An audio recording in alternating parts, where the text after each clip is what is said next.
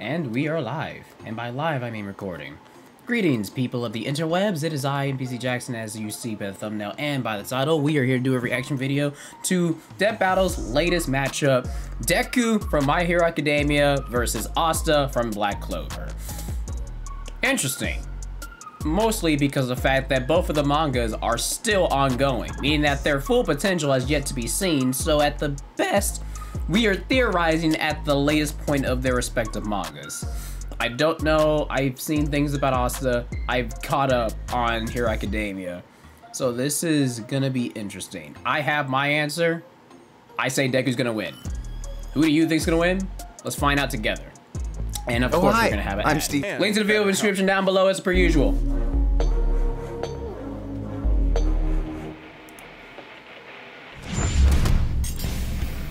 Deku, My Hero Academia's super student straight out of UA High. Asta, the anti-magical ass kicker from Black Clover. Though you may be born bereft of the same gifts as your peers, there is nothing stopping you from achieving your dreams. As long as you're a fictional character in a fantasy world. I mean, as long as you've got your friends by your side, you'll pack a hell of a punch. He's Wiz and I'm Boomstick. And it's our job to analyze their weapons, armor, and skills to find out Who would win a death battle. Izuku Midoriya wanted only one thing from life: to be a beacon of hope, just like his idol, the #1 ranked superhero in Japan, Too bad he was born a freak with no powers. You heard right. This is like a reverse X-Men thing where 80% of the population gets red superpowers, or quirks as they're called, while the remaining fifth are stuck as basic bitches, or as his spiky-haired bully Boomstick? That was uncalled for. Deku. That's a pun on the Japanese word dekunobu, meaning good for nothing.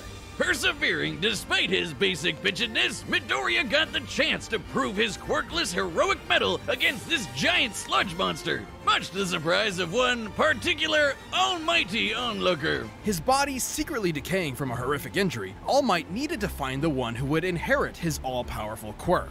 And All Might didn't want just anybody. The hero world was filled with glory seekers in it for fame and money. All Might wanted someone whose body moved on its own to save someone. He saw exactly that in young Midoriya, and gave him one of the most powerful quirks in the world. One for all. That was the problem. Even after bulking up from lad to Chad, the recoil from even one punch would shatter all the bones in his arm. So he trained to be able to handle his gift at the superhero school of his dreams, UA High. And that's when he decided to own the name used as a cudgel against him for so many years. Turns out, Deku can also be an abbreviation for Dekiru, someone who can do anything. Exactly the opposite of Dekunobu. One for All allows Deku to release absolutely absurd amounts of strength from different parts of his body, with super moves named after US cities and states. Deku still can't access all of his power safely though. Using 100% will quickly destroy his body. Which is why he learned to distribute his strength evenly across his body, a technique known as full cowling. This lets him increase his speed and durability as well, making him more all-rounded, and shifting focus to his own interpretation of One for All inspired by his pal Ida, shoot style. Where he pulls out a Glock and blows your brains out. Okay, not really, but in keeping with One for All's rabbit course theme, they're he using trades All Might's freaking signature jump punches force. for kicks. My version's better. You ever seen Rabbit versus Gun? Oh my I God. know how it plays out. Considering the much higher muscle mass of a human's legs, shoot style allowed Deku to output even more power while giving his arms a break. A break from breaking. And despite being a classic melee build, Deku can fight at range by punching powerful gusts of air. Air and Force. Precisely aim them with specially designed gloves. Deku has an encyclopedic knowledge of quirks and is always analyzing their strengths and weaknesses mid-battle, even if he does sound a little weird. Despite only y'all gonna quit clowning my boy Deku. Quickly became one of Class 1A's most dependable fighters. Because, yeah, somehow these students are constantly getting drafted into literal wars against murderous supervillains. Midoriya's successes in battle against ruthless criminals like Stain, Muscular, and Overhaul came much to his old bully's chagrin. Where Bakugo was a child prodigy, he now found himself overshadowed by his hard-working rival, and the two would use their mutual respect and animosity to motivate each other to get stronger. Classic frenemies. They're only solving their problems by pounding the living tar out of each other. Luckily for him, Deku soon learned that living tar pounding wasn't the only thing he could do. Turns out, One For All did not originate with All Might. It had been passed down 8 times until it arrived at Deku, with each inheritance also carrying the previous user's natural quirk as well. Like Black Whip, which lets him manifest crazy long and strong energy tendrils to tie enemies up and swing around the city, or shoot one out of his mouth, just like our girl Froppy. Asui! And Danger Sense, which gives him a minor reactive precognition. AKA, he's Spider-Man. Not even a reach, the mangaka is like the biggest Spidey fan ever. He can also produce a smoke screen to mask his presence, float in midair, or store up kinetic energy over time. What the heck? Like that. By storing up enough, he can even match All Might's max power without any recoil to boot. Strong enough to change the weather and create city block-sized tornadoes with a single punch. And he's even stronger with his newest quirk, Gear Shift, which allows him to increase the speed of an object anytime he touches it. In conjunction with the power of All For One, he can use this to warp reality itself. Deku can go toe-to-toe with arch-villains like Shigaraki, who's fast enough to react to and catch laser beams with his bare hands. But nothing could prepare him for All Might's archenemy, the shadowy leader of the League of Villains, All For One. All Might only ever showed his young pupil kindness and support, but that couldn't change the absolutely crushing pressure Deku felt at every moment. Even classically trained dickhead Bakugo came to help his teammate out when he needed it, like when they teamed up to share One For All and punch an island-sized hole in the clouds 24 miles high. Just goes to show that even One For All isn't a one-man army. Deku's true strength comes from his teamwork between himself and his friends. And with their help, Deku will surely become that beacon of hope he dreamt about as a child. One hero for all mankind. Bring out my boy Asta. This episode is sponsored by come on, Mint Mobile. Season, You're lucky you're owned by Ryan Reynolds. You were lucky you were owned by Ryan Reynolds. That glorious bastard. 3-month plan. I don't care about Genshin. It's all about that Honkai hype, bro. They about to bring out the new Hershers. I'm all about the Hershers. Give me my Bronya, though. Magic! You know it, you love it, and in the world of Black Clover, it doesn't come from a box you bought at a tacky West Hollywood costume shop. Everyone's got it. Mana is the source of all magic, a supernatural energy found in the air and in living beings. Except living beings whose names are Asta. Not only was the young Asta an orphan abandoned by his mother at a church as a baby, he was born with a mutation that prevents him from having any mana to speak of. Well, neither do I, and you don't hear me crying about it. Yes, you do, all of the time. But Asta had a dream. Despite his lack of magic, he and his best friend Yuno promised each other one of them would rise to the throne of the greatest military position in the land, the Wizard King.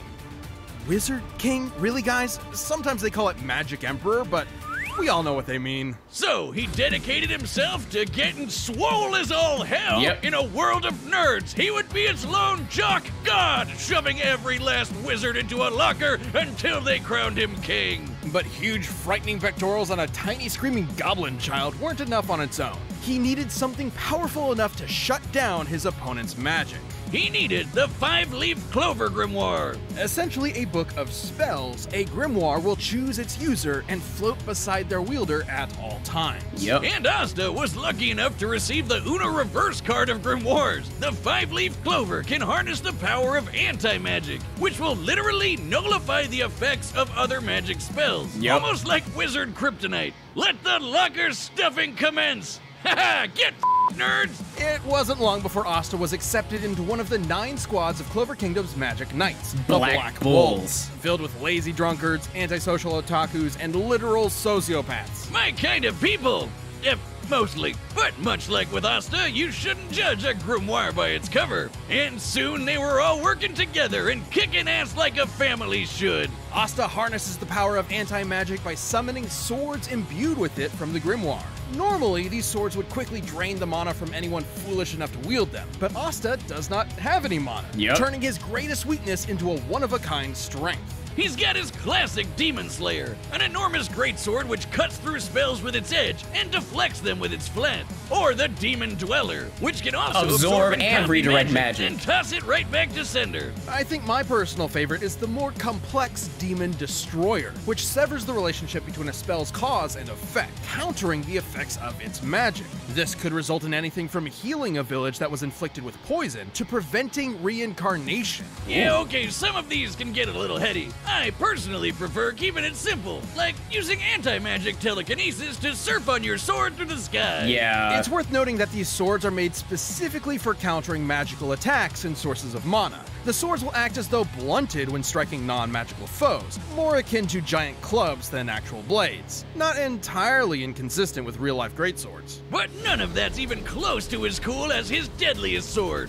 the Demon Slasher, a katana as black as the pits of hell and twice as badass. This one actually does cut like a sword, but it's complicated. Yep. It lets Asta actually select what he does and does not want to cut, only affecting his target while leaving anything else unharmed. Okay, at this point, isn't that just magic? Magic with a loophole. And he's studied the blade long enough to become a master swordsman to boot. Not in the real-life sense, in the anime sense. He can spin himself like a tornado to deflect magic spells, thrust forward at top speed like a charging bull, launch a barrage of anti-magic projectiles, and even channel anti-magic into his swords to vastly increase their size. Well, while he may be no good with mana, he has learned to detect ki. Because, of course, the life force existing in all things. Asta can detect hidden opponents and even predict their movements ahead of time, as long as he's fast enough to react. With such crazy powers, Asta was taking on threats like the Eye of the Midnight Sun, the Devil Zagrid, and the Dark Triad. So many nerds, never enough lockers. Too bad for Asta, though. He had one serious inner demon. Literally. Housed within the five-leaf clover grimoire was Liba, a demon exiled from hell for I call him Libe. magical powers, and who just so happened to get adopted by Asta's mother. Until he got possessed by a different demon and killed her. Vowing vengeance on all demonkind, Liba manifested anti-magic from his hatred as a way to kick their asses, which gave him and Asta a lot of common ground, despite the whole, mom murder thing. In fact, the two became true brothers and formed an unstoppable duo. Liba can actually fully merge with Asta for a massive power boost that lasts up to 5 minutes, at the cost of leaving Asta nearly powerless for the next half hour. Come on, I want it. Yeah, I'll take it if I get to be strong enough to slice buildings to pieces, obliterate huge chunks of earth, and tear the most powerful demons apart. Give me the goddamn book. I'm the book boy, okay? Even characters earlier in the series like Patoli had magic capable of completely vaporizing the entire Clover Kingdom in a single attack. And demons that Asta has fought since then like Dante and Lucifero are leagues stronger. Hell, screw all these demon forms and anti-magic powers. Asta's body is so incredibly well trained, he dodged a beam of light while sleeping. As in, he was asleep, and the force of his sneeze pushed his head out of the way of a beam of light. Light speed sneezes, everyone!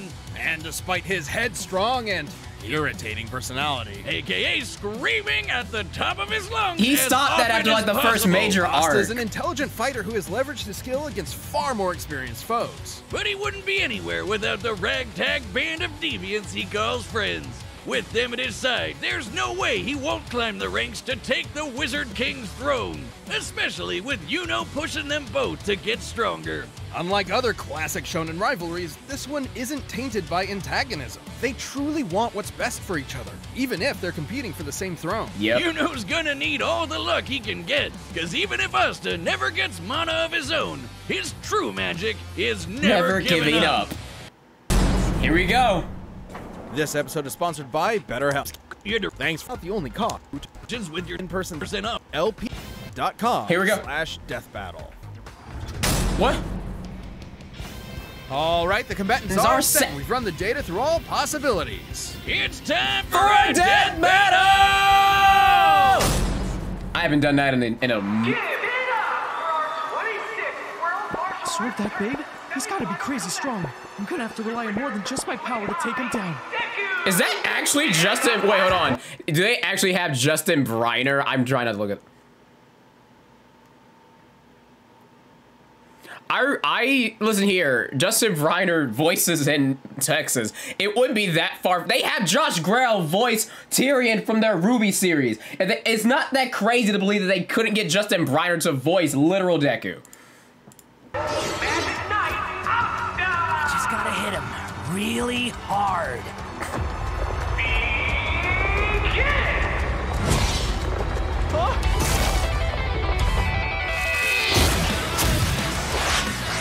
Okay. Dang! Man, this guy can give even Luck a run for his money. Sensing his key.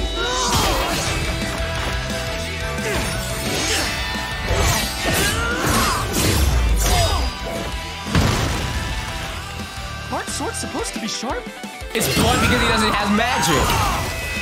Smoke screen. His speed isn't slowed by his sword's weight at all. Gotta hamper his movements and get that book out of his hands. Huh? He found me!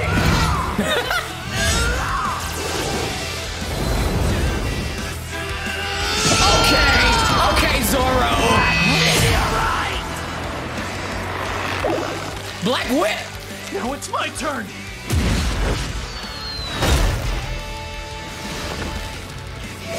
Wait, are you not using magic? What kind of magic emperor would I be if I can't beat a guy like this? Detroit Smash! He blocked it. Oh! Wait, can he recall them? Ah, crap, it's Yami's sword. Detroit Smash!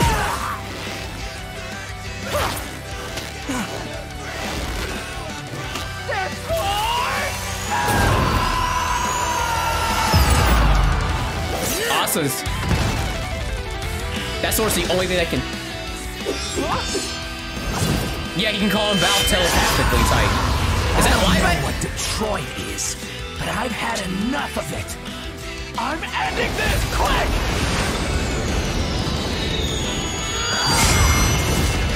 Hit me with all you've got, because I'm never going down! 100%? Okay.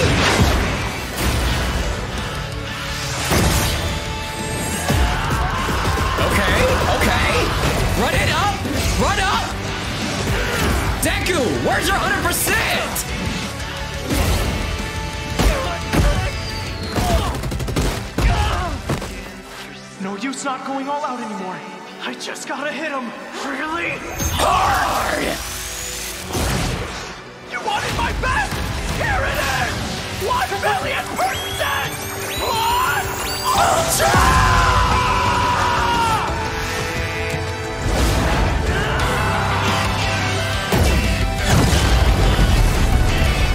I'm loving his soundtrack right now. I did it. No, you didn't. Aw, crap. Asta's gonna win. I lost. I lost. Detroit. For our final round, as Asta takes on last year's reigning champion, Mr. Satan! Dang, okay. I was heavily wrong. Poor Deku. He tried his best, but Asta just shoved him into that great big locker in the sky. Both Deku and Asta were fairly evenly matched melee fighters without any specific abilities to give one an easy edge over the other. Though, to be fair, the variety of quirks Deku inherited from past users of One For All did make him more versatile and unpredictable. Plus, quirks are biological mutations, not connected to some supernatural energy source like mana. So Asta's anti-magic powers were basically useless here. And Deku was generally a smarter and more tactical fighter, but against Asta's incredible might, this time brawn beat brains. Let's crunch some numbers! Okay. Deku's greatest feat of strength was splitting that enormous cloud formation with Bakugo. By measuring the size of the island and comparing it to the clouds above, we can determine they dispersed over 63 trillion kilograms of water. That's the weight of the Great Pyramid of Giza. 12,000 of them. And required an energy of nearly 80 teratons of TNT per punch. Let's compare that to Asta. But Toli's spell was going to be strong enough to vaporize a country the size of the Clover Kingdom. We can use this map from the manga to estimate the size of Clover Kingdom to be about 500 kilometers in diameter, about half the length of Great Britain. Vaporizing a country of that size would require an energy of over 480 teratons of TNT. But that wasn't even stopped by them. Hold up. I watched the anime. That was stopped literally due to Julius. He was fighting Julius at that point. I know what they're trying to do, but Julius stopped it with his literal time magic. Asta had no power at that point in the manga or anime, the series, to stop anything like that. What the heck are you meaning? And why are they not accounting? Listen here, if they want to account for this, whatever happens to them? Oh my gosh. Punch. While Asta uses anti-magic, it isn't an automatic counter. It needs to be comparable in strength to the spell it's combating. And Asta's gotten way stronger since. Yeah. Asta was also quicker. Sure, scaling to Shigaraki would give Deku roughly light speed reaction time. But Asta could dodge light in his sleep, and that's his base form, even before transforming with Lipa to get way faster. And since Deku and Asta's precognitive abilities more or less matched each other, it was only a matter of time before Asta simply overwhelmed him. Especially since Deku has struggled in the past against faster opponents. Wait, hold on. What was that little thing that's up? While their base form speeds are somewhat comparable, Live Aid grants far gift ships 20%. Especially since Deku has struggled in the past against faster opponents. Sure, Deku was smarter, but if he literally didn't have enough time to come up with a plan of attack before getting hammered, his brains were wasted. Deku's tactical brilliance and harem-scarum tenacity definitely gave his opponent a run for his money, but Asta's raw power, blinding speed, and deadlier weaponry spelled the end for All Might's pupil. Deku gave it his all, and I wish he had won. Hasta la vista. The winner is Asta. Dang! Here I was thinking Deku was gonna come out. If you want more Death Metal ASAP, watch the scenes. Just click that join Wait, hold button. up. Thanks for watching. No. No. Why? Why? Oh my gosh, why is that a thing? Oh, you have opened a can of worms that no amount of Dragon Ball Super or regular can close. You are doing a Dragon Ball Gogeta and Vegito Blue fusion death battle? Why?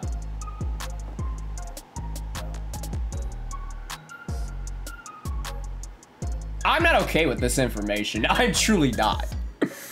Oh my gosh. Well, let it be known, I lost. I thought Deku was gonna win. He was a little bit more tactical, more versatile. But sadly, he oh my gosh. Guess I was wrong.